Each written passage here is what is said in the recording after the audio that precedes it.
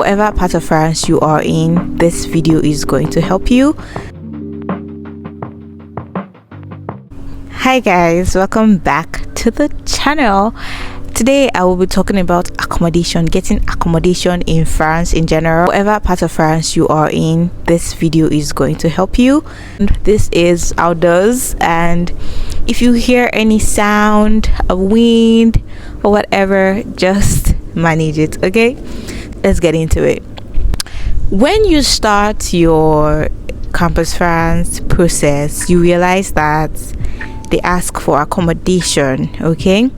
So accommodation certificate is what they require, not necessarily accommodation itself. So let me explain. When they say accommodation certificate, they don't really necessarily mean accommodation, okay? So there are agencies that are trusted agencies that can get you an accommodation certificate without you necessarily paying for accommodation. So if what you need is accommodation certificate, you might not pay as much. You can contact Living in France, you can contact Safe House. I use Safe House, and I'm also thinking of having a deal with them because I feel like I have referred a lot of people to Safe House. I'm thinking of having a deal with them where they can give you guys discounts, because 250 euros is kind of a lot, but I don't know how that's gonna go. And if you're watching this video and you have used Safe House through me, please send me a DM so that I can compile a list and send it to them and tell them like this person has used your services because I've read by me, blah blah, so they can give discounts to people that are coming in for September or May or whatever. Difference between accommodation certificate and accommodation itself is that accommodation is like the apartment, right? The certificate is the document saying it's an apartment kept for you when you arrive, kind of. So that's what it is. So now that we understand the difference between accommodation certificate and accommodation itself, let's get into the next thing.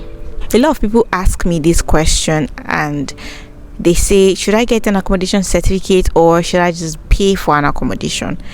To be very honest, I feel like you should pay for an accommodation certificate because this visa process is not guaranteed.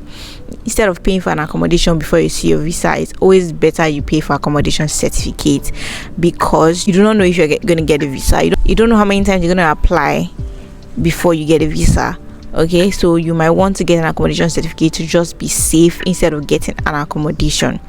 So when you've gotten your visa, you can start looking for accommodation, and depending on where you are, in the description box I'm going to put in links to different agencies that you can get an accommodation from, okay?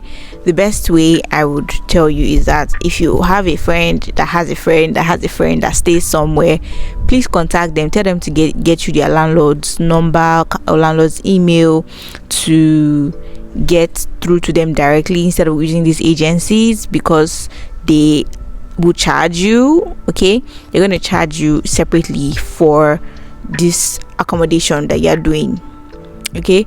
So it's better you go straight to the source just to cut the middleman, kind of thing.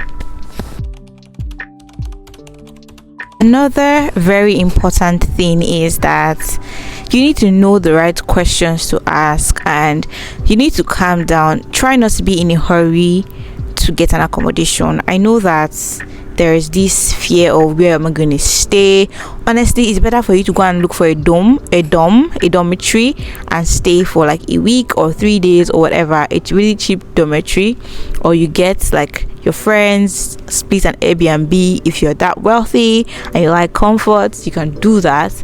It's better for you to settle down and get a very good accommodation than for you to hurry to get an accommodation that you do not like. To be very honest, it took me like a month. I'm not even going to lie to you. It took me like a month to get an accommodation, and I have been in this accommodation for 4 months, 5 months thereabout, and I love it. I love where I stay, and that's because I took my time to do my research and check for accommodation, okay? Know the right questions to ask, okay? know the right questions to ask, because they are scammers. Don't come into this country feeling that I don't live where I don't come out for where scammers day, and I'm in a developed country. My bro, my sis, developed country or not, there are scammers everywhere, so you have to be very careful. Quick story: when I came here, the first accommodation I was going to check out was a scam. Okay, and if I wasn't careful, and if God did not intervene, I would have sent somebody 1,000 euros that would have gone to shit. So you have to be really, really careful. You have to be sure that the person you are dealing with is the right person. So even if it's an agency, even if I'm the one that referred you to that agency, please check very well. Okay, don't say Loretta referred you to an agency, so it should be legit. My dear, I didn't use an agency to get my apartment, so I only use an agency to get my accommodation certificate. So you have to be really careful. Be very careful. Do not send money to anybody. Do not send money to anybody that has not given you documents to sign, and you've not seen the apartment. Do not be in a hurry to just pay for an apartment. Even if you're not in Nigeria, you can always send somebody to check for you, someone that's in your city, maybe Nantes, Paris, whatever, to check for you before you pay that money, because once you have sent that money, it is gone. Honestly, it is gone, so you have to be very, very careful. Understand that accommodation certificate is not accommodation, so make sure that somebody giving you accommodation certificate is not telling you that they are giving you accommodation, because they are two different things. Okay, so you have to be sure. If you are paying for accommodation and accommodation certificate, you have to be sure that it's a total package. Okay, don't just pay for accommodation and accommodation certificates and it's not written there what exactly you are going in for. Okay, so make sure that everything is take your paperwork seriously. Take your paperwork seriously. Don't say that I don't escape. I'm not in Nigeria, they do that kind of thing. My dear, they do it everywhere, so you have to be very, very careful. So another thing to consider is the location of your accommodation. Okay, if you're staying in a place like Paris, you want to be sure that the place you are staying, it's not everywhere in Paris that is safe. So you want to be sure that, check Google. You don't even need to DM anybody. Check Google and you would know places that are safe. If you're not staying in main Paris, you're staying in the suburbs, you have to be sure that suburban, whatever, you get the point. If you stay in the suburb, you have to make sure that the suburb is actually safe. The location of the apartment is somewhere safe, because things happen everywhere around the world. You have to be very careful. It's not because France is dangerous.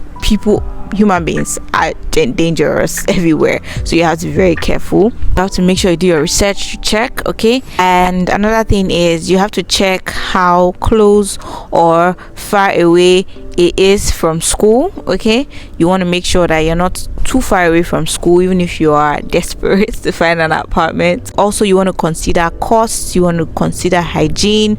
So if you're big on hygiene and costs, and you're looking for affordable apartments for something that for your comfort, you have to do your research. Check various apartments. Okay, don't just check one and say, okay, it's cheap, let me pay for it.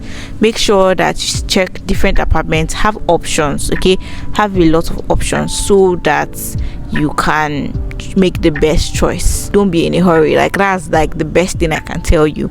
Do not be if you're coming to somewhere like Paris, do not be in a hurry. Make sure that you are not in a hurry to get an apartment, because apartment in Paris is so difficult to get. I know that it's difficult everywhere, but Paris is it's either it's too expensive, it's either it's too small, or it's either there are just a lot of factors that make it difficult for you to actually decide on where to stay in Paris. So don't be in a hurry. Try and relax. I know not everybody has the luxury to stay somewhere else for a month or more than a week, but just even if you just 2 days you have, make sure you utilize that 48 hours, okay, to the best of your ability. And Let me know if you have questions about accommodation, and I'm going to address them in the comment section. So thank you, and with that I'm gonna wrap up, and I'll see you guys in my next video. Bye guys.